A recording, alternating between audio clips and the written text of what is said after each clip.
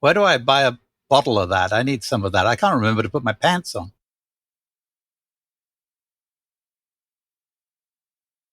Welcome to this week's show, brought to you by Vellum, the world's best formatting solution. Hey, Nick, did you know that they got a 3.9 coming out today for Vellum? 3.9. I downloaded it. Actually, I downloaded it this morning. Yeah, well, I went into Vellum, and you know how it pops up. I was uploading some stuff, and it pops up and says, "Hey, we got this mega update for you." And I said, "I'll grab myself a piece of that." So I did. Nice. Yeah. See, they got some new things coming with it. Like you can do like sprayed edges for the books that make them nice and fancy. You can set it up for the sprayed edges, borders, fancy stuff. I haven't even read through all yet what it does, but it looked pretty cool, especially for doing special editions, which, man, I want to do some of those. They're so cool. You should do a little AJ Bailey swimming up the side of the spine there like that, or the pages. What? Scuba gear, little bubbles going up. There you go. That's crazy. You give me ideas now. That's the last thing I need is another rabbit hole. Something else to do. Well, hey, today we got a great guest. He probably has some cool ideas for you too. We're going to chat with Kevin McLaughlin, which we'll talk to him shortly. But before we start, I have a listener question for you that comes out of Arkansas from a Miss Tanya Hopper. And she asks, in today's publishing landscape, what do you think is the most overlooked factor that still drives a book's success? I'm probably overlooking it. That's where the question comes from. That's why we've yet to find that elusive success. Exactly. That's why we have intelligent guests, because we ask them things like that. I would say for Amazon exclusive people, very much so, and for wide authors, still partially so. I think what's often overlooked is your presence in the Amazon sphere, because that's the way Amazon works. You have a presence there. You have relevance there, which is a catchword that gets thrown around a lot, but it's very important. So Amazon is designed to give the customer what it wants. If your book is selling, Amazon thinks your book is what people want. So when someone that falls under that kind of demographic is looking on a buy page and you're advertising on that buy page, you're far more likely to win that bid, even if you're bidding less than someone that's not so relevant. And so we talked in the past about sales breed sales, right? In the Amazon world, all of a sudden you're in those also boughts, you're in the also bought emails. Like if you like this, you'll like that. And those are powerful. They go out every day. And I think it's easy to overlook how powerful that growth is. And so the next question is, well, how do you feed the beast, right? How do you work within that to make yourself instantly bigger? You can't, right? So, but there are ways you can do it. You can by running Amazon ads, maybe run some Amazon ads, which are loss leaders before a book is released, sending people to that page. So the old 7 times people have to see it before they know Kevin Bacon and all that kind of thing. They want to see that book cover a few times, and then it's released and they see your ad and they're like, oh, I'm going to grab that.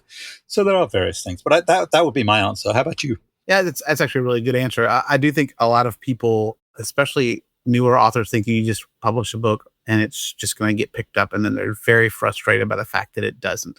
And a lot of that is simply they have no history. They have no relevance. They're selling to their mom and dad, that kind of thing. And you just kind of overlook it. And you're right. I think there's a lot to it. There's different promos, things like BookBub and free books will definitely give you a boost.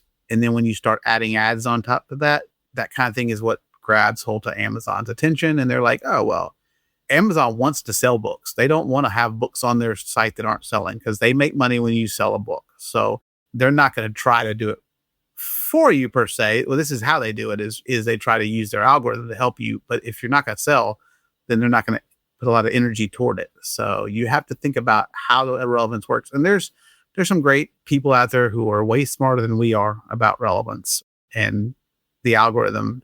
Just do some research on and it changes. Like we know right now we're in the middle of a weird ranking problem with Amazon. Oh my gosh. Ranking gate.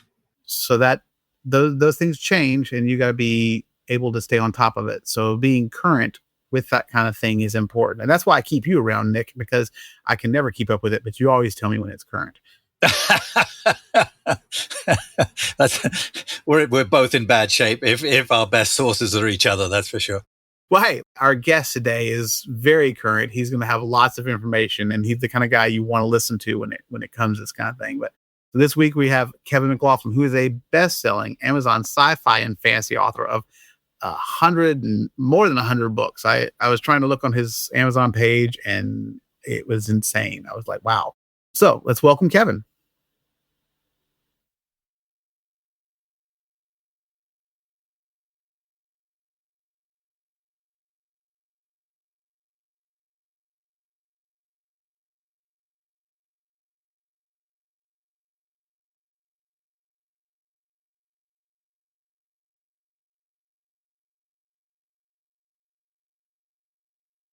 Welcome to the show, Kevin. It's great to have you here.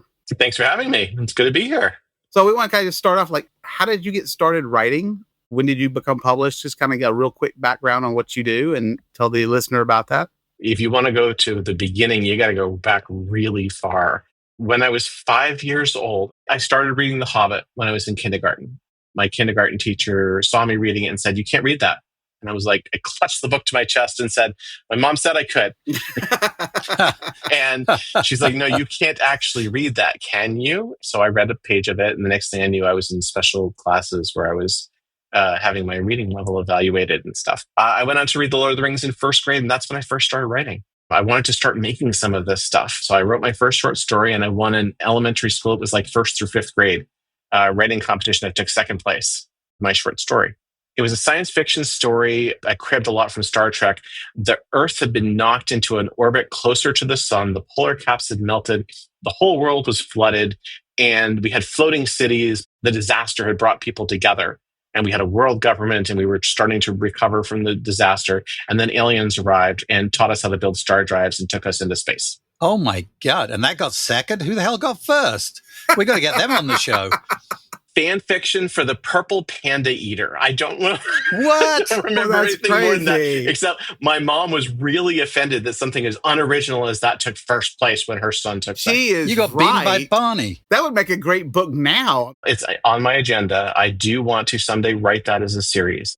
I want to get to the point where my skills are strong enough to really do it justice, and where I've got a really strong storyline to run through a bunch of different novels. But I definitely want to rewrite that and turn that short story into an actual series.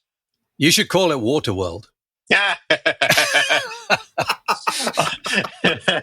All right, we'll see if we can get Kevin Costner to play the lizard, the lizard-looking alien, and maybe that'll work. Yeah, exactly. Yeah, we got to. So now, tell me, how many books do you have out now? When I like looking on your Amazon, it says like 110, not counting omnibuses and stuff. Yeah, I think with the omnibus and everything, I think it was like a 149 or something like that. And I was like, I bet that's including a few, but yeah, 110. So after 110, I think you're ready. 52 trad novels. Oh, okay. 52 trad novels, 58 indie. Okay, so what happened between age 5 and finishing second, and when you first got published? Well, yeah, 100 books. He started writing at age 6.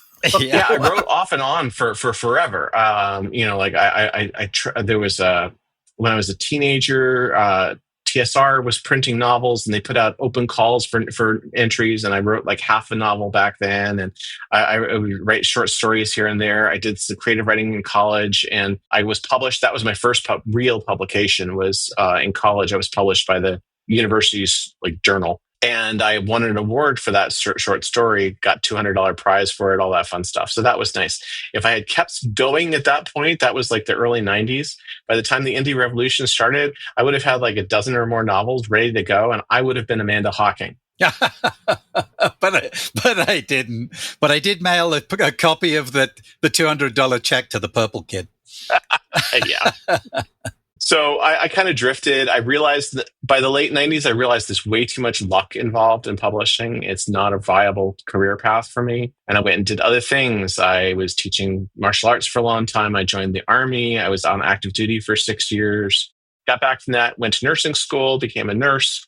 And it was around the time when I was it was in nursing school, actually, a friend introduced me to NaNoWriMo. And she was like, "You used to write, right? You used to write stuff. You might have fun with this thing." So I was like, "I'll give it a shot. I'll try it." So I did. And that was 2007. I wrote my first novel, finished it completely. I'd started and not finished a bunch of other books in the past. That was the first time I finished one. I did it again in 2008. I did it again in 2009. In 2010, I was publishing because by that time I had learned enough about the indie movement that was starting up. I was following Joe Conrath. I was following Dean Leslie Smith. I was on keyboards. I was learning about how to do all of this stuff, and finally just clicked. First short story live in 2010. First short story, it's plural, in 2010. First novel in 2011. The first thing is, I love you went in the military and then you became a nurse. It's like, I learned how to break them, then I learned how to fix them. There's something to be said for that. There's something to be said for doing what you can to heal as much as you have done to harm. I was Army infantry. I qualified expert with pretty much every small arms the Army uses. I was good at what I did. I also was honor grad for an EMT class while I was there because they were short on medics and they wanted a bunch of us to cross-train to it. And I was honor grad for my EMT class. And that encouraged me to go and look into nursing school afterwards. So with for anybody who's discovering you, like you said, you have 110 books. So what series would you point them to first? Well, my most popular two series right now are the Steel Dragon series, published by LMBPM, which is 15 books long with 2 6-book sub-series. So there's Steel Dragon, which is 15 books. Dragon's Daughter comes right after it, which is 6 more books. And then I forget the name of the series called now. Dragon's Sword is another 6 books. That is a great series. It was a lot of fun to work with Michael Anderle on that stuff. I really enjoy it. It's probably not my best work, but it's some of my most popular. So I don't like it my best, but a lot of readers do. Well, that's all that matters. Really, what I like the best is never what the readers like the best. So, they always like something I'm surprised by. The other popular one is my Starship Satori series, which is actually going through a 10th anniversary re-release right now. I've added extra bonus short stories on the back and stuff like that. And again, this is a little bit older work, so it's maybe not my finest writing, but people love it. It's a good series. It's 13 books long right now, with the final 2 books coming before the end of 2025. Are you, as it's a big anniversary, are you doing special editions? You're doing the bonuses and add-ons and specials, but are you doing? I'm just doing the bonuses and the stories. I haven't done special edition stuff yet, but I'm thinking about it. We might do something like that toward the end of the year. Hey, did you know Vellum does nice edges now? Exactly. Our sponsor, Vellum. Yeah, I might actually, if I go with special editions, I might do actual sprayed edges, though, via Book Vault and do a Kickstarter for it or something instead. So you've been writing a long time now, and you've put out a lot of books. So across the career so far, how has your writing process evolved? Are you a plotter? Are you a pantser? Has that changed? Has it moved? I still bounce around. It honestly hasn't changed all that much, even from my early days. In 2007, I wrote a story that I sort of roughly outlined, but didn't do very much outlining for. I knew the way I wanted this. I knew where I wanted the story to start. I knew roughly where I wanted it to. And then I wrote. I had an outline, sort of, but it wasn't very detailed. The novel I wrote after that, I wrote to a hero's journey outline, hard, straight up, did everything right where it should be, because I was trying to learn that outline structure. I was trying to teach myself that structure. And I still do stuff like that to some degree. I'm working on a science fiction novel right now, which I'm writing to the plot of Die Hard. I'm not borrowing the actual scenes and beats, but what I'm attempting to do is I'm attempting to create the same emotional reaction in the reader that each beat from the movie creates. So while there's no husband-wife scene where McClane wanders, where John wanders in and argues with Holly, and then she walks out, that doesn't exist. But a scene that carries a similar emotional equivalent is in the story. So that's what I'm trying to do there. Is I'm trying to. It's play at this point. A lot of the time, this stuff is just play, and I want to learn something new about storytelling. And I want to experiment with something that I've never done before, and so that's how I'm using it. So when you talk about learning something new, what is a process that you use for that? Do you have somebody that you've studied, that you read up on? That's also the question of how do you work on your craft a little bit better than just reading? Well, you actually said the primary tool I use, which is reading. I read every single day. I've read every day for probably the last 5 years. I don't know that I've missed more than a couple of days that time. I read constantly. I read for 1 to 2 hours every single day. My wife falls asleep and I read, usually until about 11. Last night it was until just after midnight, and I was like, oh, it's 12:08. Ouch. Time to go to sleep. You said you've got 52 books published traditionally. So you've done traditionally and independent. So that's a question a lot of people ask us about what can you tell us about your dual experience and how did that like shape your approach to what you're publishing now? And the marketing balance, right? Because it's good. You're approaching things. They're doing a lot of things on one side, and you've got to do everything on the other side. That was one of the appealing things about the traditional side, was that the fact that they took care of all the marketing. And they actually did take care of all the marketing, unlike some traditional deals. LMBPN does a very good job of marketing my books for me.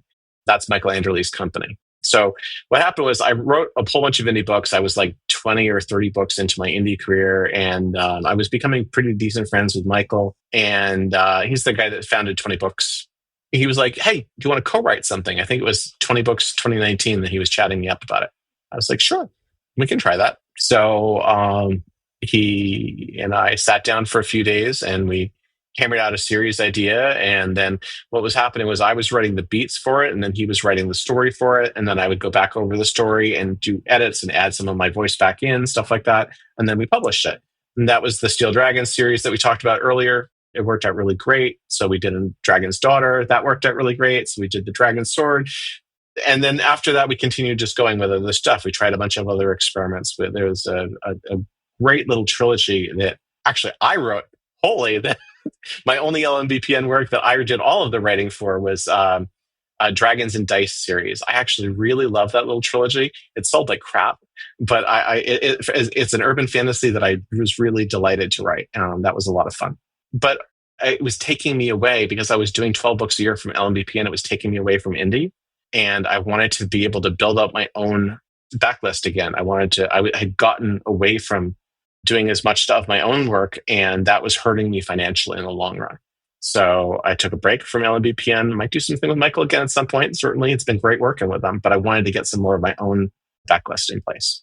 So with this many books, one of the other things like I struggle with, and a lot of authors do, is do you have like series Bibles then, to you know what's going on and keep up with all your characters and where they're supposed to be? Because so something fun about me is that if you play the first 30 seconds to any episode of the original Stargate series, I can tell you the entire plot of the episode within watching the first 30 to 60 seconds of it, probably. And I haven't seen those shows in well over a decade at this point. I just have a very, very good memory for plot. And so if I've seen a show, I can usually remember the show very quickly with a very light jog of my memory. The same is true for my books. So I don't have trouble remembering my stuff for the most part. And the good thing too is if I can't remember it for some reason, I remember where it was. So I'll remember, I can't remember this person's last name, but I remember that somewhere in the beginning of book 2, I mentioned that I mentioned their last name. So it's in there. I'll just find it. That is an amazing talent. I want to know where do I buy a bottle of that? I need some of that. I can't remember to put my pants on. Well, this is one of those things that technology is now doing for us, though, too. You know, with the folks that created Plotter have just created a new app, which you can input your entire series if you want to, if it's relative for a short series anyway, and they'll kick you out a story Bible with all of the details for all of the characters and all of the details for all of the settings. It's a really interesting little tool. That's really coming along, isn't it? Because it's been, I know a lot of people have done that with like ChatGPT and various other tools, and it's worked to some degree, but not wholly successful. To the people I've spoken, I know Doug did an experiment with it last year, right, Doug? And it wasn't totally successful, yeah. So it's good if they've tuned it.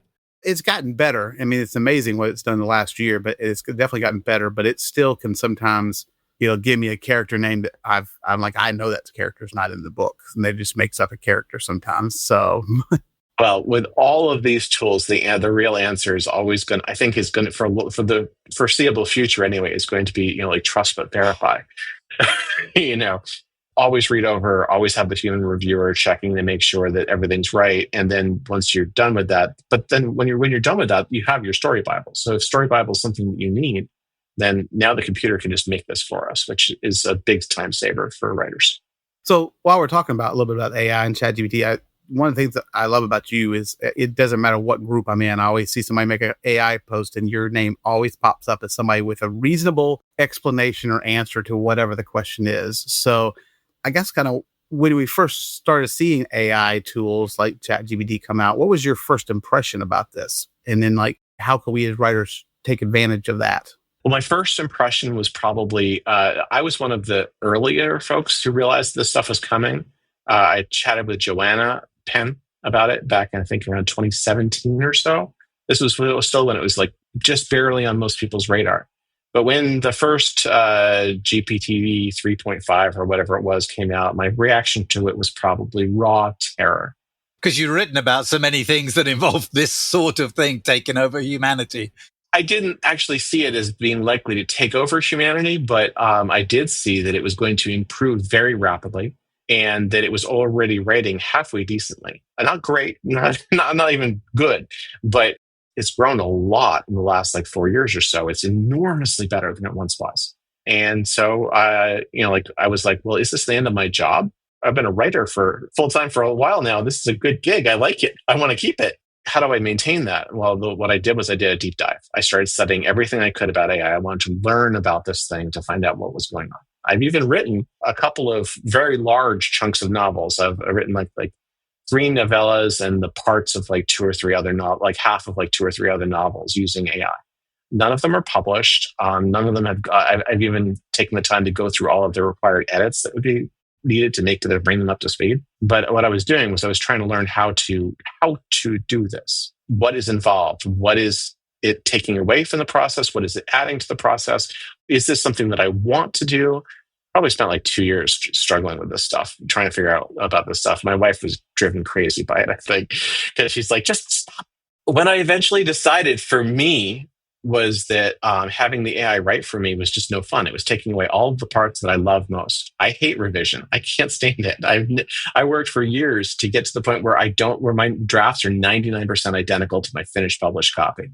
I do very little revision. There's very little, correction needed. I'll have a couple typos per chapter because I type fast still, but that's it. And most of the rest of it just stays the same. So the drafting is my fun part. I don't want to give up my fun part. So I don't fault anybody who wants to. If the revision is your fun part and you want to have the computer write it and then revise it yourself afterwards, go for it. It doesn't hurt me at all. What I have discovered in this whole process is that this is not a time saver. It is a time shifter. Instead of spending most of the hours drafting and then a few hours revising, somebody using AI spends a few hours drafting and then scores of hours revising. You just flip it. So it doesn't actually cost less time, though. It simply shifts where you're spending that time. At the moment, right? At the moment. You know what? That may change someday. But the thing is that AI is starting to hit the point now where we're seeing diminishing returns on the enhancements. The last few generations have not been dramatically better at writing fiction than the ones that preceded them. That's because the AI developers aren't interested in writing fiction. That's not why they're making these things. They're not, we're an afterthought. We are not even an afterthought in the minds of these developers. We're not their market. They're making these apps to generate white papers, to generate research reports, to replace telephone operators for customer service. They're creating these apps to do large-scale, repeatable operations. They're not creating these for fiction. Fiction isn't profitable enough. I mean, fiction doesn't make enough to in a year in the United States for all fiction sold to make back the cost that OpenAI sinks into ChatGPT in 2 years. That's a great point and a unique perspective that I haven't heard anybody vocalize before. I think it's really good. And, off air beforehand, we were chatting about this a little bit, and it's, the beast is here, right? It's in the room. It's not going away anytime soon. It's going to change. It's going to vary. It's going to evolve. There's going to be, at some point, some kind of regulatory stuff that gets involved, probably at some level. How effective that'll be, we'll see. But everybody has to draw their own line in the sand of what they're comfortable doing, right? I mean, for me, I feel like you've got to, you do you. But what I want is transparency. Transparency would be terrific. That's the point, right? Because, I mean, right now, all it is a voluntary click of a button on Amazon when you upload to say, yeah, I use some AI in this, which most of the people who used AI to do any writing in their book are not clicking that button. So some form of transparency, which is going to be pretty tricky at the retailer level. I mean, they say they can scan stuff and pick out what's been AI written, and it fails. It fails on a very large percentage. The reality is that there is no form of AI detection that works for text. There is no legally admissible form of AI detection. And while a lot of us can look at something and say, I think AI probably wrote that, that's a human perspective, and it's a guess. It's not admissible in court. You can get 50 experts lining up and saying, I think that that's AI. And the defense is going to get 50 experts lining up and say, that doesn't look like AI to me. And the court case is a wash and it gets tossed out. So the problem with any kind of mandated disclosure is, in order to mandate something, you have to be able to enforce it. And without detection, we can't enforce anything. So detection is unlikely in the immediate or near future. Sufficiently advanced technology and all that, maybe someday we'll be able to. I don't think it's likely within the next decade. So I'm preparing myself for a world where we will not know if anything that in text form was written by a human or not for probably for the rest of my life. It's not quite there yet for images, but it's getting very close. A lot of images is very difficult to tell. And video and music are going to take more time, but in a few years, they're going to be in the same spot. 5 years from now, it will probably be impossible to tell for a courtroom to determine if text, images, video, or music were human or AI created. That is the world we live in now, and that's the world that's the reality that I feel like we need to base our existence around. We need to understand that this is the world as it is now. Well, if you leave your prompt in, it'll help give it away, I guess. But yeah, that's a giveaway every time, barring user error. Yeah. All right, so let's talk about using it as a tool. So you're using AI as tools in your writing to assist, as like research assistants, what have you. Can you talk about that a little bit? How do you use them, and which ones do you use? I very rarely use AI as any kind of research assistant, actually. I write science fiction and fantasy, so there's not a lot of research going on for fantasy for the most part. My science fiction, on the other hand, I have used it a couple of times, but I use it as a mile-high resource, and I ask for citations. So here's the thing. If you go to ChatGPT and you say, some scientific theory that I actually hadn't looked at, something about physics I hadn't looked at for about a decade, and I was way behind on the research. 0-point energy production. I know it's theoretically feasible. I know we don't have it, but I was looking for the current theories, the most recent theories about it. And so I said, give me a list of links to the most recent research about 0-point energy production. And it gave me a mile-high view, like a Wikipedia type response. And then it gave me like 5 links to do further reading, which is terrific. That's exactly what I want. Because I don't want just a mile-high view. I need to go deeper than that. So I need the follow-up. So if you're using AI for research like that, I would always ask for links. It will give you links if you ask 100% of the time. And if it doesn't, ask it again. My favorite use of AI right now is I handwrite in notebooks again. I've got pages after pages here.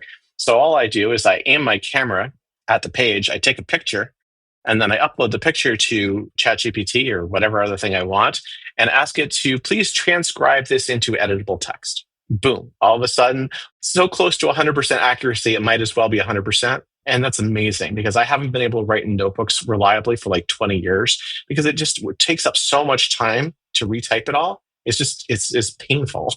I hate doing that. So, well, would that be something you can also do with like dictation for people who dictate? And my thing with dictating is kind of similar to AI. I could dictate, but I got to spend so much time revising it, and I hate doing that. That it'd be nice to kind of in-run that. All forms of computer dictation are AI and always have been. So this is something that most people don't realize is how pervasive this stuff is. What was the first AI? Who knows? I don't know. It was the machine Turing built to beat the Enigma encryption in 1937. What defines it as being AI rather than just algorithm driven? What we're calling AI right now is anything that is a deep learning machine. It is something that applies human-like analysis to a thing. And Turing's machine did that? I've read a lot about the Enigma and stuff. I didn't realize it had a learning. It's a bit of a stretch, isn't it? Not really, because they were the learning that they were doing, the training that they were doing was the changes on all of those dials that made up the machine. So that was their training. So once they trained it, then it was able to decode something on its own, independently of a person. The person did no additional work. The machine did it all. The first generative AI was, I think, in 1957 or 58, something like that. That was the first spell check, the first computer spell check. All forms of spell check are generative AI because it is taking the incorrectly spelled word and generating the correctly spelled word. So all forms of spell check and grammar check are generative AI. You learn something new on our show, especially the two of us. We learn lots of things. So, okay. So another question quick, because we're running towards the end of it, but I got to ask you this. So using AI ChatGPT in marketing terms, are you using it in that way? Have you found it effective? Blurbs, things like that? Oh, yeah, very much so. So the main thing that I like about that is images for marketing. I write science fiction and fantasy. The stock art for that is crap. There's just not enough of it, and it's all been overused. So using AI images to generate stuff for Facebook ads is great. It's dramatically more effective. It cut my cost per click down from about 15 cents per click to 10, just by changing the stock source. What are you using? Are you using Leonardo AI or just ChatGPT now? I use Leonardo myself. I've just switched because I've used it for a while now, and Leonardo AI I thought was a year ago. I thought it was definitely the best thing, maybe 9 months ago, and now ChatGPT, which uses DALL-E, is better in some ways. You know how Leonardo AI has all these tools and buttons, and you can tell exactly what size, and it'll always make it that size, and there's various constrictions and stuff, and which is great up until a point. And then the ChatGPT is just open whatever you put in there for a prompt. And for me, using ChatGPT, if it generates what you want straight out of the prompt you put in, you're gold. You got it. If you then want to make changes to it, you are progressively more screwed. It gets worse and worse and worse. It never gets, you get one bite of the apple and maybe it'll get better, but probably not. It'll just go sideways. No, that sounds pretty reasonable, actually. That's not their specialty. That's not their area of specialty. They're designed, their app is designed to make you a quick image to toss into your blog. It's not designed for for a comprehensive suite of ad images. I might generate like 12 images to set up 2 new ad sets, with 6 images per ad or something like that. That's a lot of images, and they all have to work. I can't have bad, they don't want crappy images in there. So it's important to have, if you're using it as a tool for that sort of thing, you could use ChatGPT for Facebook ads, but you would need to, it'd be a lot harder. It's more work. So it's free, but you get what you pay for. If I'm going between the two at the moment, trying to get them to work, and both have pluses and minuses, and neither are perfect by a long shot. But the biggest problem is getting a character to repeat. If you're writing a series, and especially if you've got a human character, trying to get that character features locked in, because by definition, the system is designed to make unique images. That's the kind of premise behind it, right? And so every time it wants to make it slightly different, and every time you try and constrict it to make it the same in certain ways, it's trying to worm its way out of that and make something different anyway. Leonardo, if you are aiming for that, Leonardo will do character. You can input images as source images. Basically, you can say, like, use this for style, use this for the character. But you can input 2 character images of your existing character, and it'll create that character. It's not 100% reliable, but if you go click, click, click, and you create 12 images out of it, I guarantee you at least a couple of them will look right. Yeah. The problem is, to have the images to put in there of your character, you've got to generate the images somewhere of your character that look the same to put in there. Yes, and one way of doing that is to create a character sheet the first time, where you have multiple images of the same character on the sheet. And once you have that, you're set. This has been fantastic. There's a couple of questions we wrap up with on this show. So the first one we're going to ask you is, what do you think your author's superpower is? Oh, author superpower. That memory thing for plots is pretty much a damn superpower. The reason why this is a hard question for me is because I always thought that my author superpower was writing quickly. I used to be able to write about 3,000 words an hour and have it be very, very clean. I only do about 2,500 words an hour these days, so I'm not as good as I used to be. But more importantly, now lots of people can do that. AI and dictation and all these other tools are helping people write much faster. So writing fast isn't as big of a deal as it once was. So I'm looking for a new superpower these days. All right, Doug.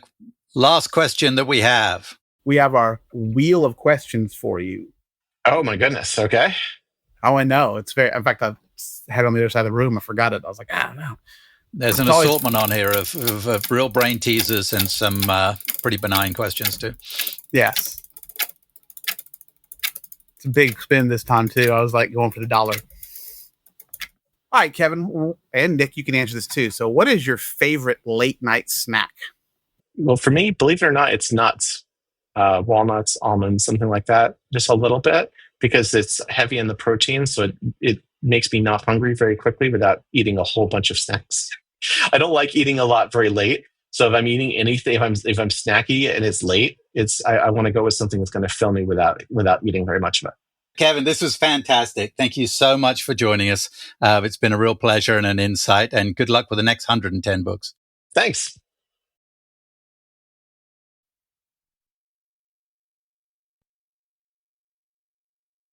Thank you, Kevin. That's a great discussion. I mean, we didn't even touch on half the questions I had. No, it's amazing. That could have gone on for twice as long easily. And the AI thing is such a hot button, right? And it's so controversial in many ways.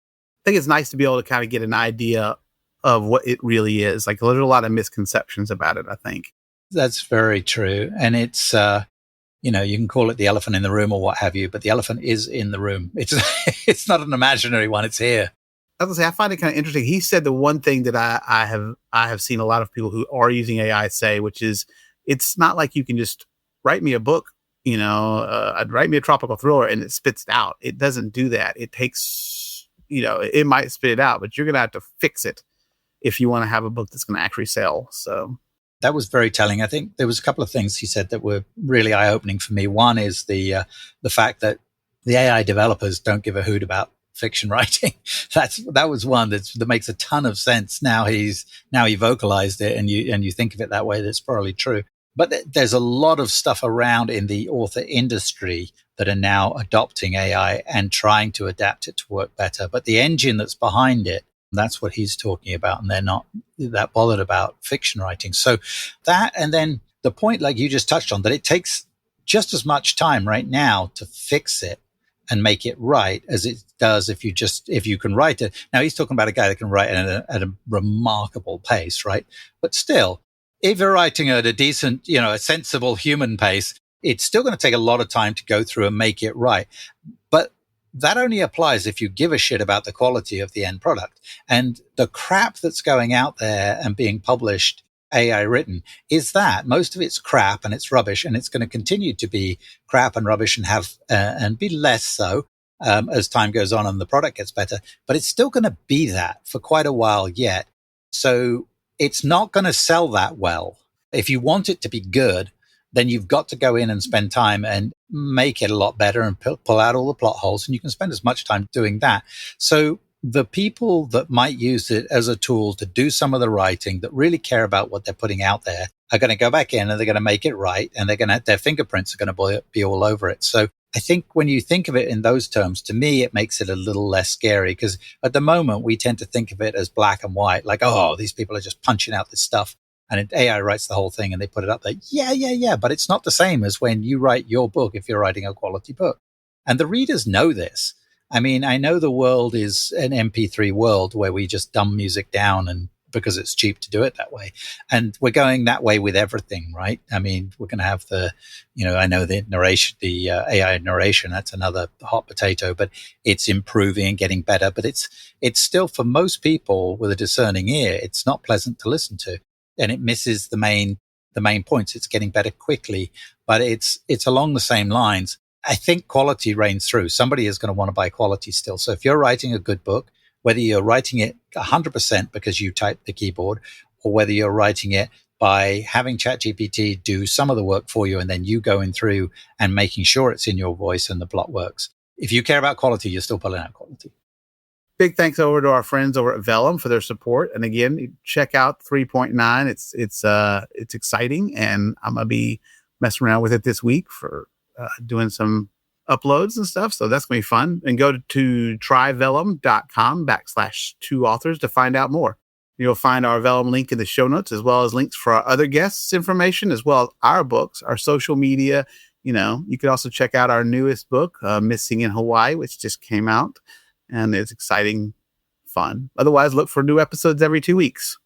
Until next time, be cool to each other. And fair winds and following seas.